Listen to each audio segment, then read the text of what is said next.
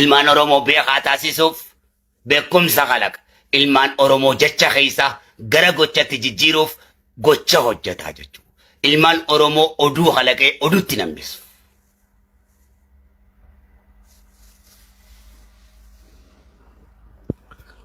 Obbo Bulchaa Dammaqsaati kan dhaaba KFO dhaaba karaa nagayaatiin falmatu gadi laabanii qabsoo cichoomina hammana hin jaamne kan taasisanidha. Bulchaa Dammaqsaa gola keessa deemanii ganda keessa deemanii naasawan. Bulchaa Dammaqsaa jecha isaanii keessa jecha afaan Oromoo malee Oromoo jecha jiru malee jechi gandaatii fi jechi kutaadhaa bahee hin jiru. Gooticha kana Wallagga Macca Booranticha Oromootu biqilchee jechuudha. Addunyaa kanaaf Oromoo godhee qabsaawaa gadi dhaabee Oromoo godhanii qabsaawaa gadi dhaabanii Oromoon har'a ga'uuf sababni guddaan obbo Bulchaa Dammaqsaati.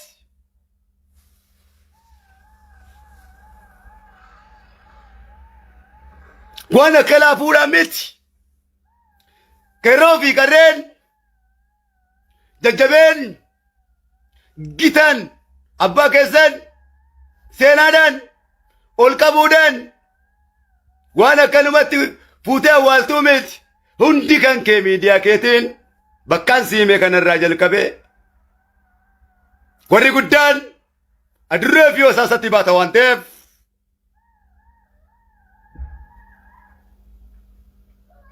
Jarraa Abbaa Gadaa tilmaama keessa galchuudhaan Waaqoo Guutuu tilmaama keessa galchuudhaan Abbaa Jifaar tilmaama keessa galchuudhaan Taaddasaa Birruu tilmaama keessa galchuudhaan inni kun immoo kan isaan oomishee isaan gargaaraa ture waan ta'eef obbo Bulchaa Dammaqsaa. Isin ilmaan leellisuudha qabdan kabajaadhaan abbaa keessan awwaaluudha qabdan seenaa isaa tarreessuudha qabdan. Galata irraanfatamuu miti. Goota irraanfatamuu miti. Hangaafaan biyya jiru obbo Bulchaa Dammaqsaa ji'eetti waggaa 15 birrii 15,000 akkaawuntii kiyya irra naa kaayu. Yeroo hunda nama kadhatiin naan jaara. Ji'arraa yeroo lama yeroo tokko na qunnamu na gorsu. Akka malee na jaallatu. Ji'arraa yeroo sanitti 15,000 sii kaayu jechuun akkaawuntii irra sii kaayu jechuun yeroo hunda baankii Awaash naa kaayu. Namatti hin himin naan jiru. Waan hojjetan obbo Bulchaan namatti hin himan.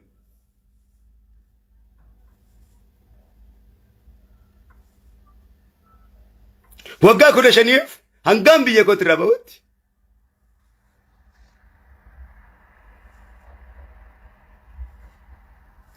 Dagalee jiru gurguddaa. Rakkoo gurguddaa hedduu. Kanaa hojii hirmaatan jechuun abbaa gaarii. Abbaa kiyya ulfaataa jechuudha.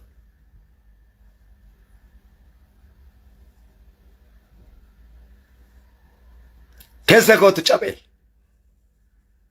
Natti dhaga'ame. Onnee kootti bu'ame.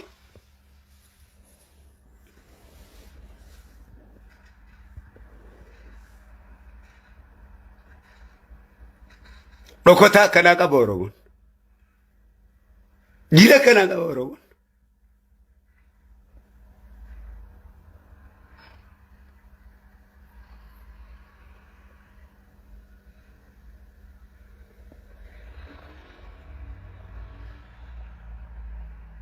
Eenyummaa isaanii kan seenaa fi heeraan akkatti dubban mirga keenya seenaa fi heeraan akkatti dubbannu mootummaa kamittuu kan nu barsiisanidha. Paarlaamaa keessa afaan Oromoo namni jalqaba dubbate jechuudha. Waan salphaa jechuudha miti. Mirga afaan Oromoo, mirga uummata Oromoo. Halkanii guyyaa uummanni Oromoo kun akkana ta'e paarlaamaa amma keessaa ta'anii jiran. Bulchaa Dammaqsaa jechuudha. Paarlaamaa Itoophiyaa keessaa fuulletti muummicha dura ta'anii መለስ ድረስ ኃይለ ሥላሴ ድረስ መንግስቱ ድረስ ፓርላማ keessa namni afaan oromoo malee dubbata. Isa kanaanoo maal jennare yoo ofiin qabsaawaa jenne jechuudha. Isaan kunoo maal jedhamu?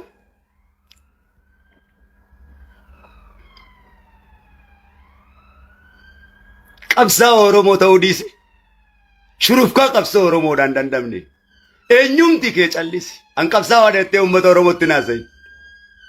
Oromoon qabsaawaa hin dabne. Oromoon qabsaawaan eenyu akka ta'e wallaalle. Maqaan qabne ofirratti tuuluu dhiisa. Seenaa fi ragaa guddaa akeeka guddaa barumsa guddaadha kunoo baradhu. Waa'ee qabsoon taate qabsaawaan Oromoo eenyu akka ta'e obbo Bulchaa Dammaqsaa ragaa amansiisaadha.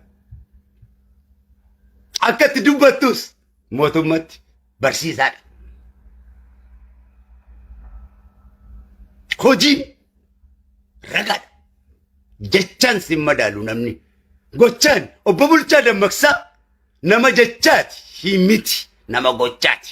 Nama problems haasa'u miti. Rakkina sabaa nama haasa'u osoo hin taane. Rakkina sabaa halkanii guyyaa akkana ta'e Oromoon akkana ta'e Oromoon akkana ta'e Oromoon jechuu osoo hin taane. Jechaa fi jechaan gartee bara meeqa tana daa'imni numa ja'a. Daa'imni Oromootu numa beeka. Tun qabsoo ta'uu hin dandeessu. Furmaata nama odeessanidha isaan. Oromoon dhukkubsaate jedhanii siif hin himan obbo Bulchaa Dammaqsaa. Oromoo dhukkubsateef qoricha barbaachisaadha. Oromoon hiyyoomee sitti hin odeessan isaan. Oromoon hiyyoomeedhaaf qabeenya hojjechuu barbaade hojii isa barbaachisa hojii kalaquudha. Addunyaa warri moo'atan qabsaa'onni dhugaa warri jaaman isa kana.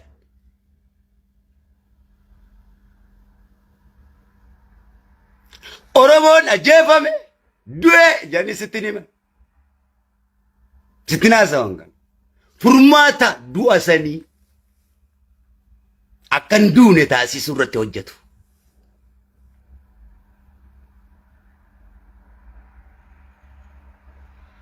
Kanada qabsaa'aa.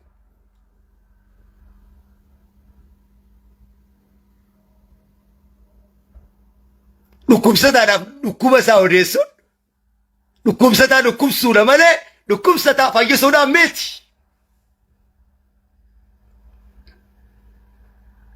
Gabroomaadhaaf gabrummaa odeessuun gabroomsuudha malee bilisoomsuudha miti. Gabroomaadhaaf waa'ee bilisummaa dubbataniiti. Gochaan san jalaa baasuudhaaf hojii ofii gaggeessanii jechuudha. Malee mootummaan ebaluu kana si gabroomse. Mootummaan ebaluu kana si gabroomse. Akkana si godhanii kana si godhan. Konkomiidhaa fi hamiidha ja'ama. Malee qabsoon ja'amu. Komiidhaa fi hamiin qabsoo uummata Oromoo ta'uu hin dandeessu. Goota nama taasisuu hin dandeessu. Dubbatee dubbisaadha nama taasisuu dandeessi. Kana amanuudha qabaa jechuun eenyumti isaa. Dhiirri furmaata kan dubbatu. Furmaata sabaa rakkoo sabaa osoo hin taane. Furmaata rakkoo sabaa. Addunyuma kanaatu gooma lama isin solution and problems. Solution jechuun furmaata. Problem jechuun rakkina.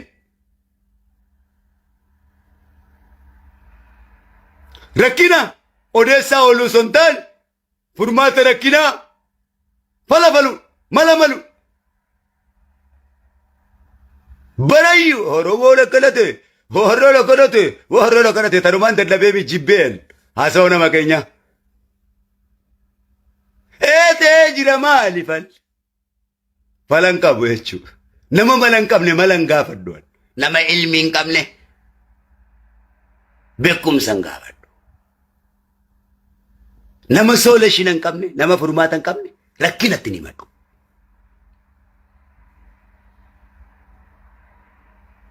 Rakkinas ka ofitti fiduwana. Namni dirqamaan rakkina natti fidu hin jiru. Rakkina kootti isaanatu fura jeetiin amana eenyumaa miti kana furu. Ana yaal milkii sabaati. Wanni nin qeeroo bilisummaa Oromoo gorsuus isuma kana. Hayyoottan Oromoo gorsuus isuma kana. Oromoon akkanatti jaanii akka roobaan jireetti Oromoo fakkeessuun yeroo hunda Oromoo du'aa taasisuun fayyaa xiqqeessuun beekaa Oromoo xiqqeessuun of beekaa taasisuun qumbursi dikeedhaan jiraattuu fi silmii dhiiga loonii xuuxaa jiraattu tafki dhiiga namaa xuuxaa jiraattu hin jiran dhiiga namaa xuuxaa jiraattuun garaagarummaa tokko illee hin qabu. Akkanatti lubbuu fi jiraachisa jechuudha. Oromoon akkana ta'e Oromoon akkas ta'e jechuudhaan fala Oromoodhaa kan lafa kaa'e tokko illee ni jiru. Furmaata Oromoo kan lafa kaa'e jiru. Isa akka kanaati. Kanaaf seenaan obbo Bulchaa Dammaqsaa onnee xiyyeetu nu dadhabe akka malee fagoodha. Booyaa oolus ni dadhabe.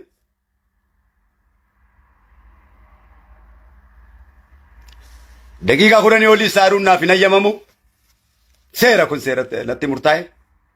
Biyya kanatti daqiiqaa 10 ol haaruu hin danda'u. Waan na aarsullee mobaayila kiyya jalatti illee nama barreessuun fedhan jechuudha. Kanaaf hin bulooksi taasisa ofirraa. Haasoo seeraan ala, haasoo kitaabaatiin ala, haasoo soolishinaatiin ala rakkina akkana natti odeessullee hin dhorbaadha. Feesbuukni kiyya if jala si baasa. Nan barbaachisu jechuudha.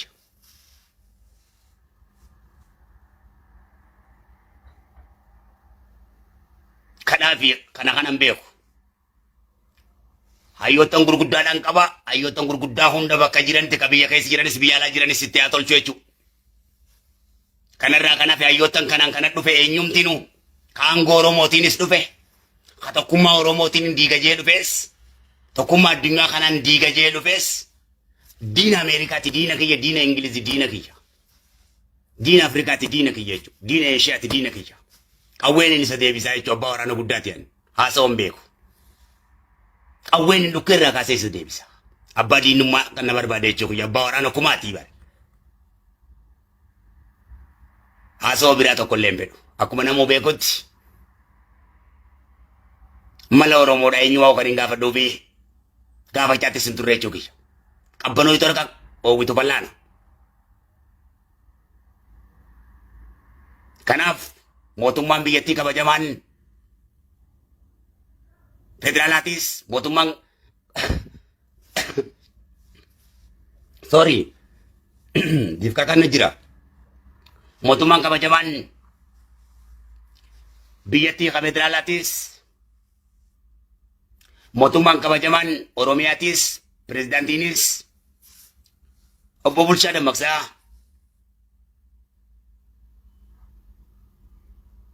akka isaaniin maluun akka biyya Itoophiyaattis akka addunyaattis kabajaadhaan nuuf awwaalamuu qaban yeroon jiru barcuma kiyya kabajamaa dabbaal mootii gaaraa ana odaa bultume